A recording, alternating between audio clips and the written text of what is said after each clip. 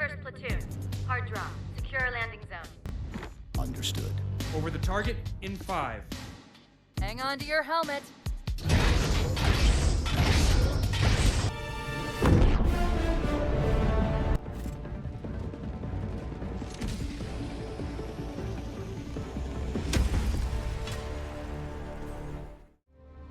Welcome back, Grunts, to From ODST to Helldiver. In today's video, we are going to cover the map as well as being able to ping people and alert them to different objectives and enemies. Alright, with that out of the way, let's go ahead and dive on in. Alright, so we've made our way over here near the Hellpods to the Galactic War map. And this is the first map that I want to cover. So if we activate it, you can see several different things available on the screen. At the top left, you can see the number of active Helldivers, which is 47,973 Helldivers are either in their ship or in mission. You can see a growing count of the number of enemies killed, and it gets updated on a regular basis. Additionally, you can see the total number of Helldivers KIA. You can see it's currently about 1 to 50 enemies that we can kill before dying.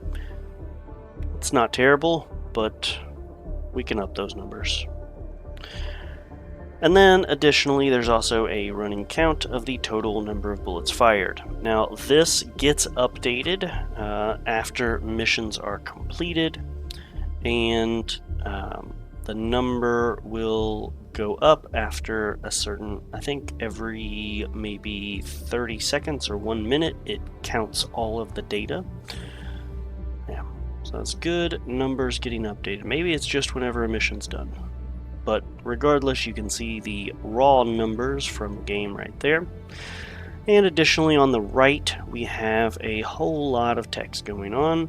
This is our major order, and currently we have a mission objective to liberate Boar Rock, kill 5 million chargers, which we are almost done with, and several other targets.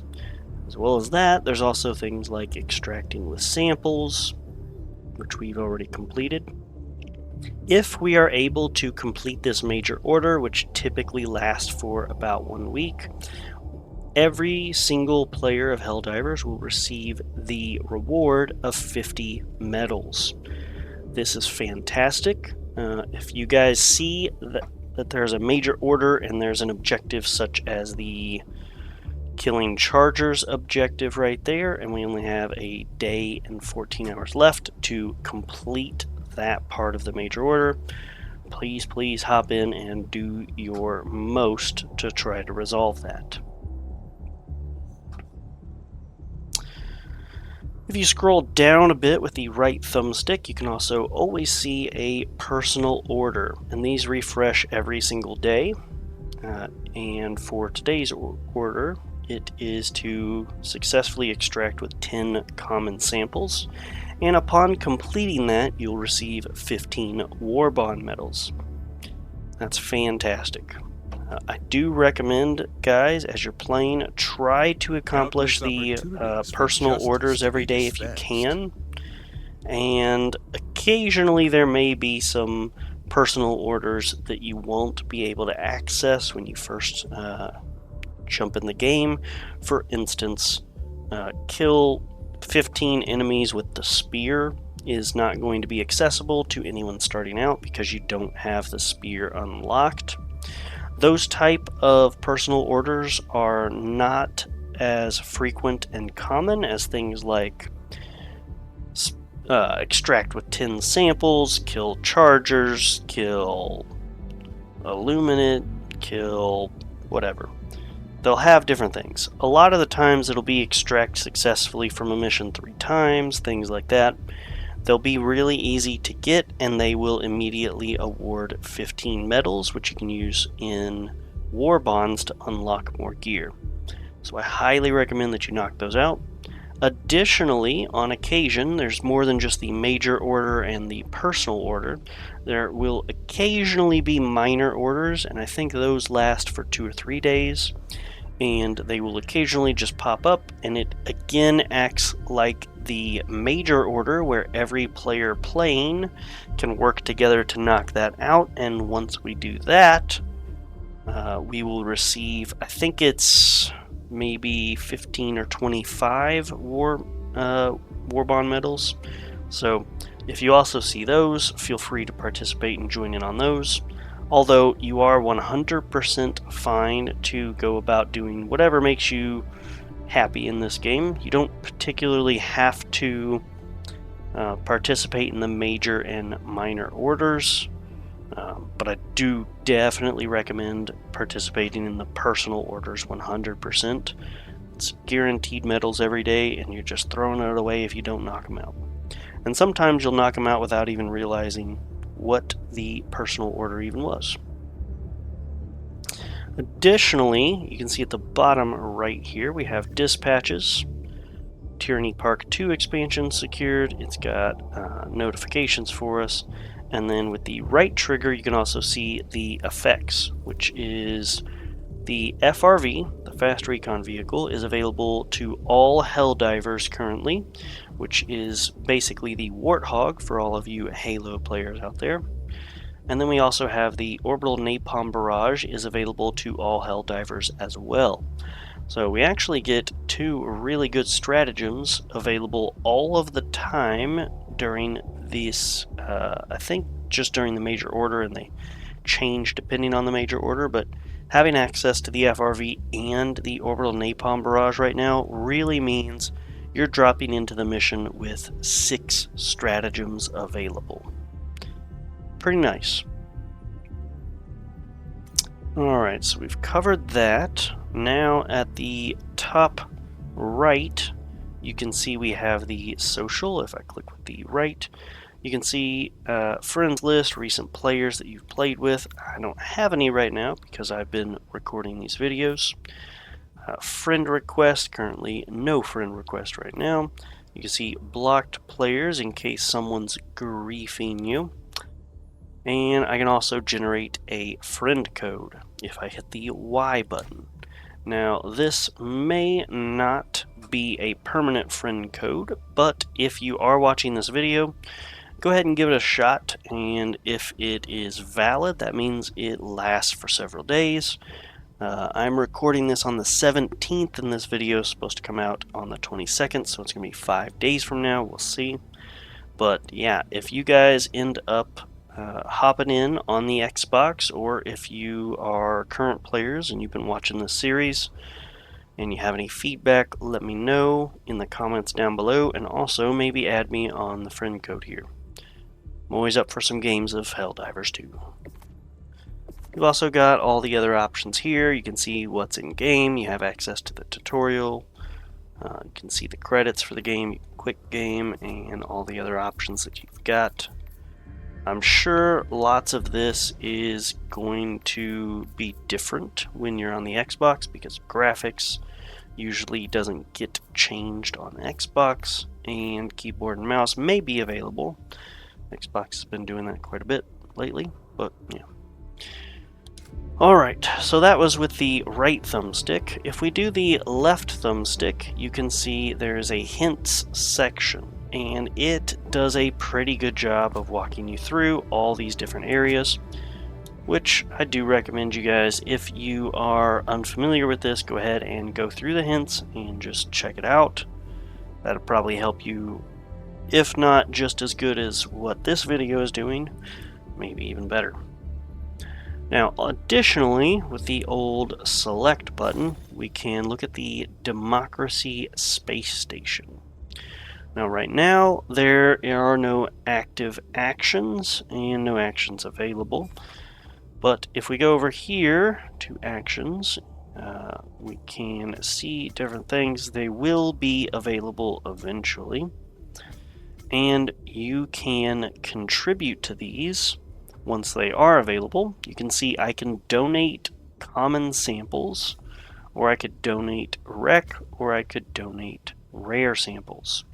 Now, as you guys are starting out, you are going to be starved and very hungry for your rec and samples, so I recommend you do not do this until those resources are more or less irrelevant to you, because you're going to want to do your ship upgrades, you're going to want to unlock more stratagems, and those are going to cost rec and samples.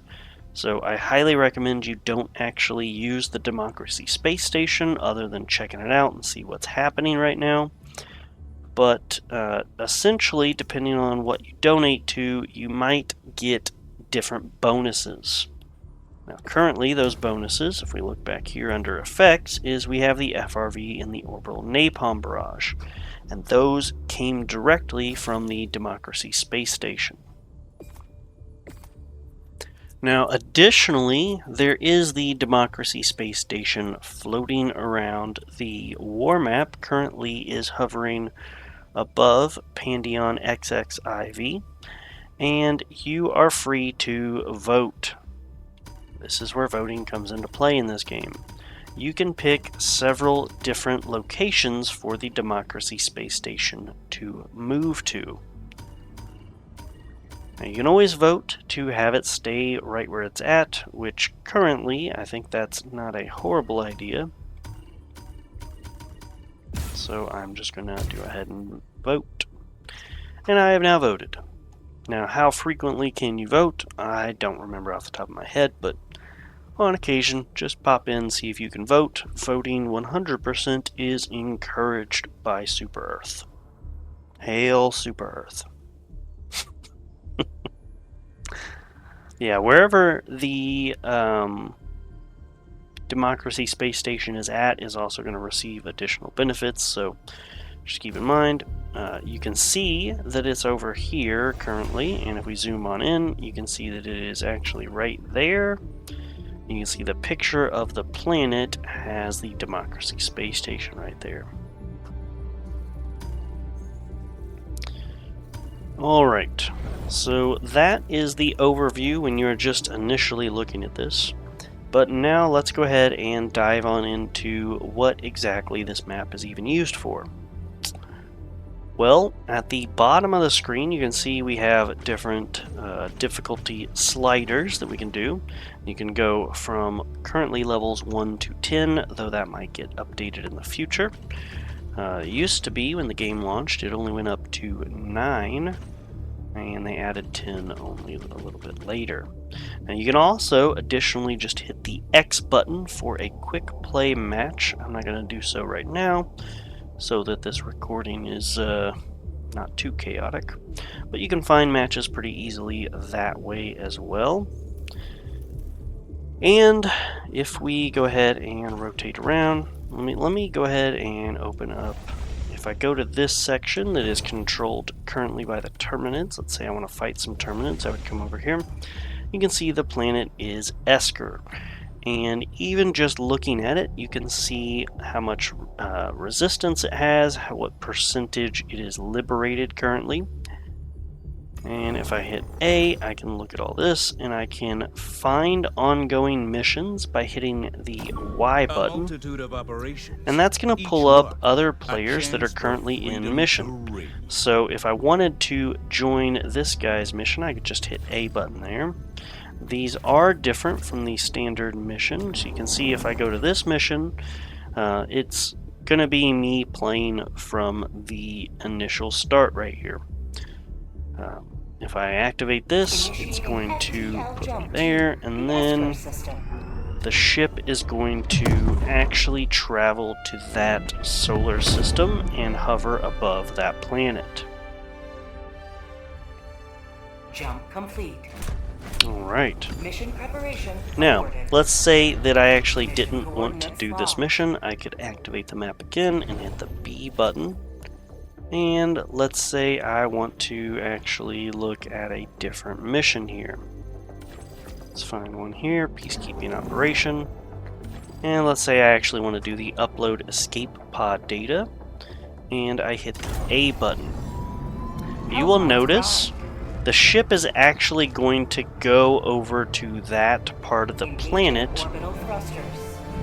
You can see it is actually daytime where I've selected, so we're actually going to be in the daylight out in the overworld.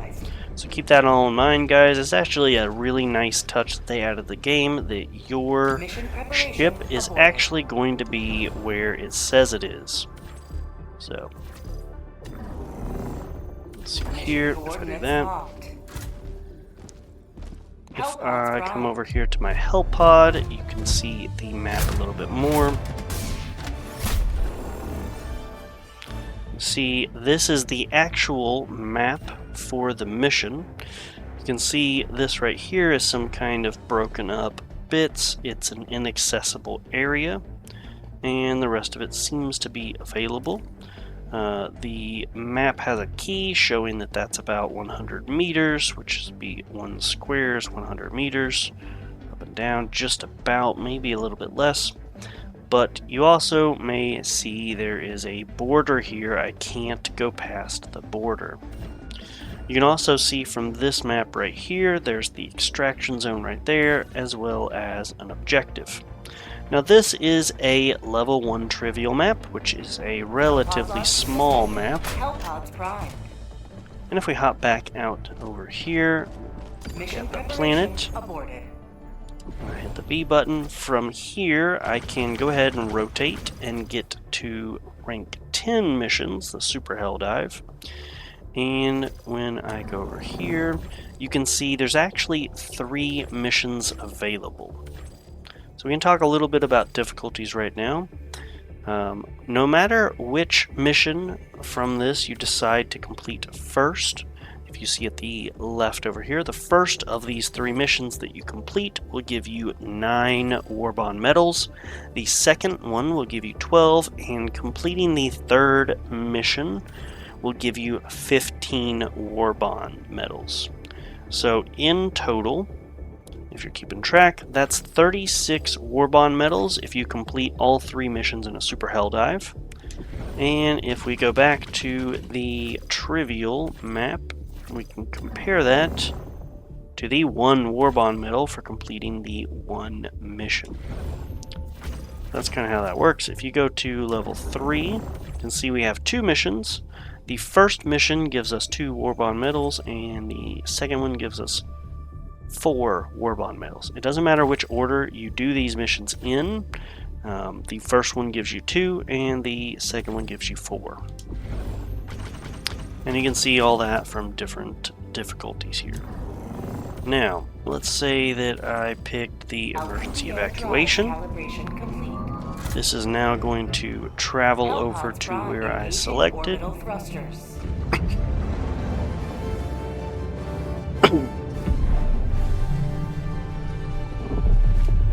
And if I get in the Hell Pod, I actually get to pick where I drop again.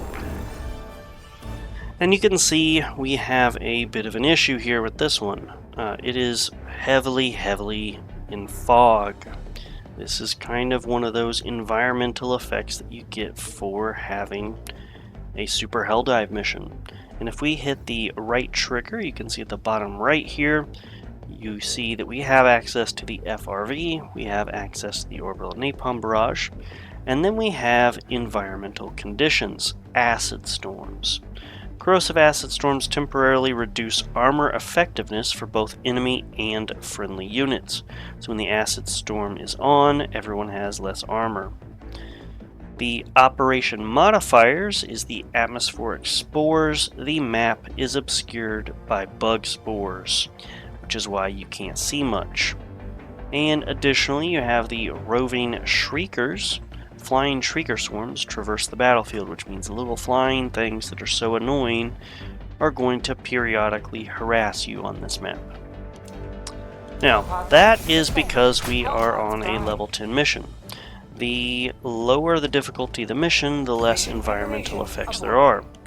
If I drop down to just 7, for instance, and I pick Retrieve Valuable Data, there is a decent chance that we will not have these spores blocking the map. Ta-da! No spores. And if we look at the active effects, we have the FRV and the orbital napalm. Synchronized. We also may have acid storms that lower the armor of us and our enemies. And you can also see that we have the complex stratagem plotting. So stratagem call-in time increases by 50%. So anything that would normally take 7 seconds for the napalm attack to attack would go up by 50%. Instead of being 7 seconds, would be over 10 seconds. So that is a minor downside, but not the end of the world.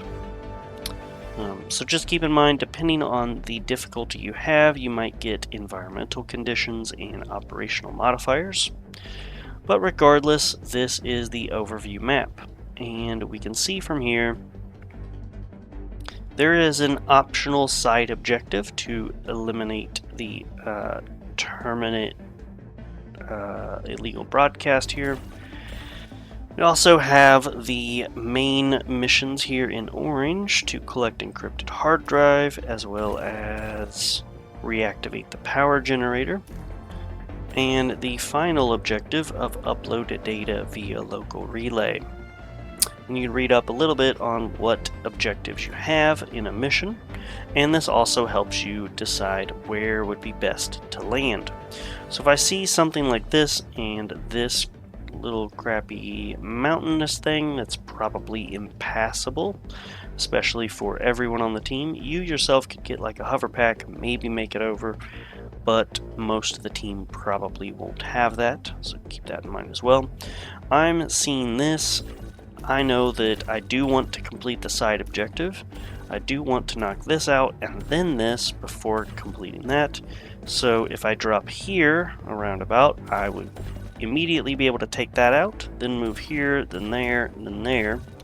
And then I just have to make my way back to the extraction zone, which might end up being a U-shape back through. Which means I will eventually get to these on my way back, so I don't have to worry about starting here to kill everything and make my way through. You can kind of look at the map and strategize a little bit about where you want to land and get a good sense of where you need to go on the map. And I tell you what, guys, I'll go ahead and jump on into the mission just to show you guys exactly what I'm talking about. Since I want to take out the illegal broadcast, I'm going to get the quasar cannon because it's fairly good at that. I'm also going to go ahead and take K9 because I don't have any teammates. It's a big team killing device, but should be okay for me. And I usually like to have a turret of some kind. In fact, you know what? I haven't had enough time to play with the laser sentry, so I'm going to go ahead and do that. And also use the 500 kg just to have some additional firepower. And I like the stamina enhancement by default. We'll go ahead and jump on in the game. Hellpod launch initiated. Now that I have a mapped out course of how I want to go about doing things, yeah, should be much easier. Alright, perfect. That's actually exactly what I wanted to see. You can see on the map here, there's not much that I actually can see. You can see a bunch of red dots around the map of different things. But if I hold the left trigger and am aiming right there, and I hit the right bumper, I can ping that enemy objective right there, and my team will know that it's there. Additionally, it now pops up on the map as an objective to knock out the Shrieker Nest. Alright, so that's phenomenal. That's great things to have. I'm going to call the Quasar Cannon in, I call a resupply in, and I'm going to call the K9 Guard Dog in as well.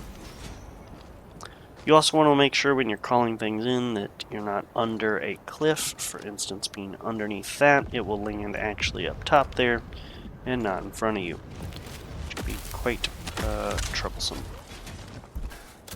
And I'm going to go ahead and destroy this objective.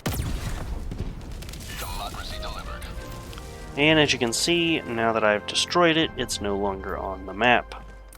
Now additionally, if you want to mark something on your map, all you have to do is move over with the D-pad. D-pad moves this around. The bumpers zoom in and out.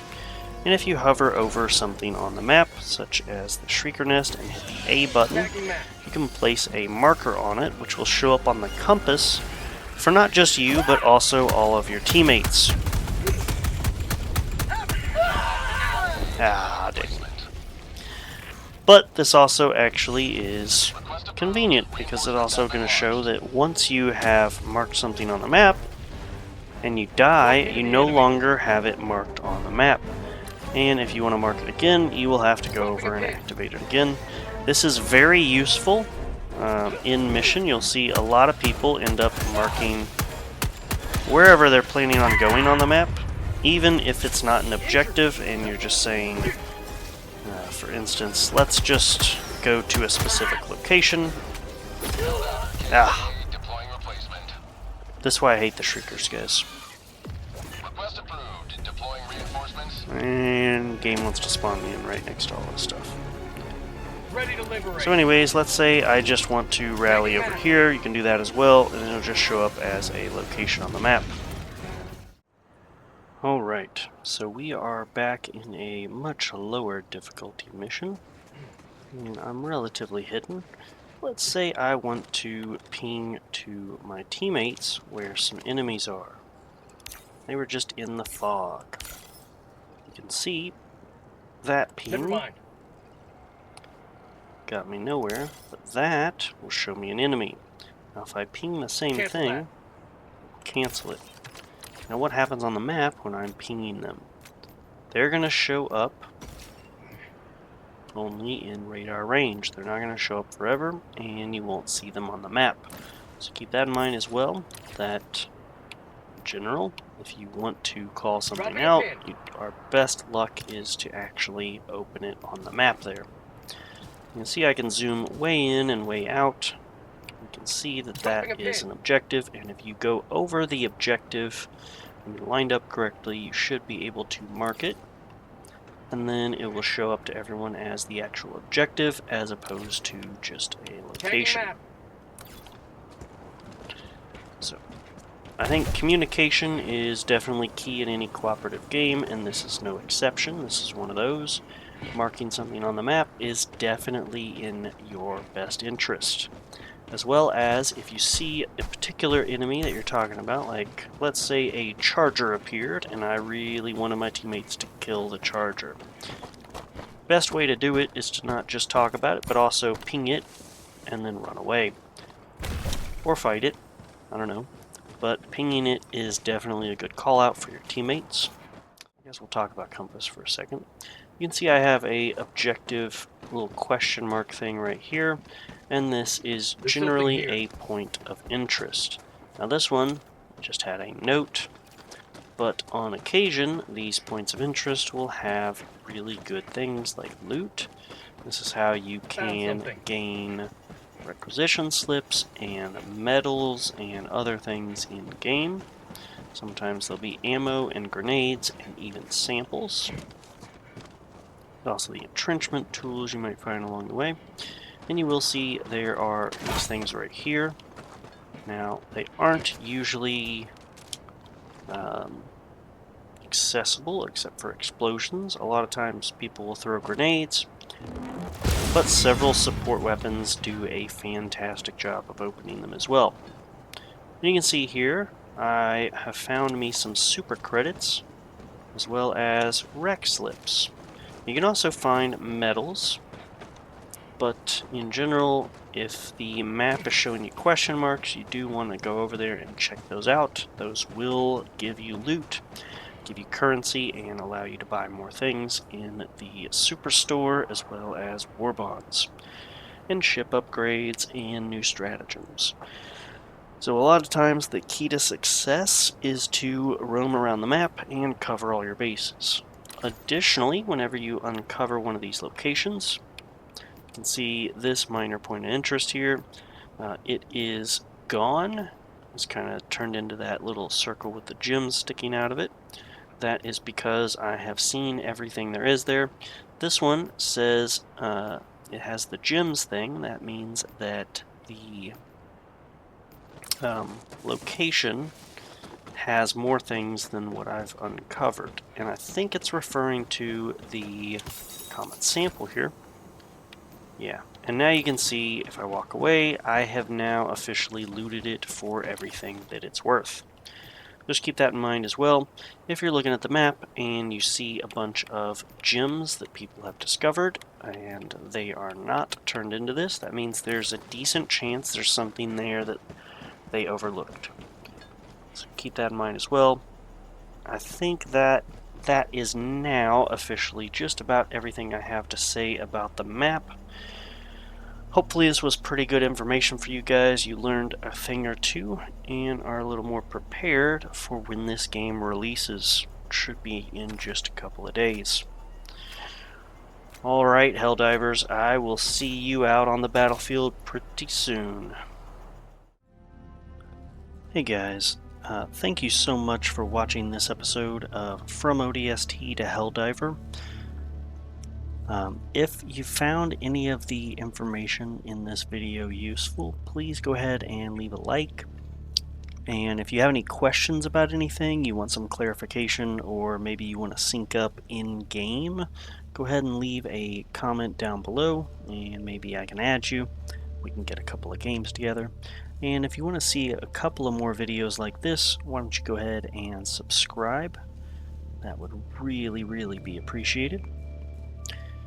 And hopefully this video gets you guys a little bit more prepared for when this inevitably drops on the Xbox. I hope everybody watching sees so many similarities between the Helldivers and the ODSTs. They're pretty much doing all of the same things. And I do find this game is, without a doubt, one of the greatest Halo games in the last 10 years. Alright guys, thanks for watching, and I will see you guys next time.